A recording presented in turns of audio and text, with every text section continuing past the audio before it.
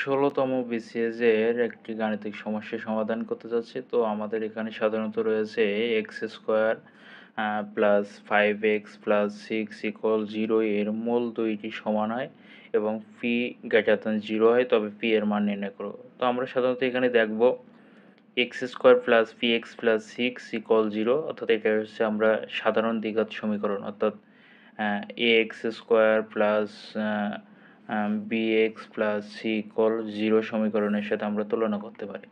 তো যদি আমরা তুলনা করি তাহলে সাধারণত আমরা পাবো যে আমরা সাধারণ দ্বিঘাত সমীকরণের নিশ্চয়ক জানি b² মাইনাস 4ac ইকুয়াল 0।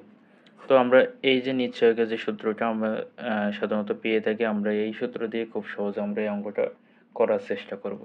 তো এখানে সাধারণত রয়েছে b² মাইনাস 4ac।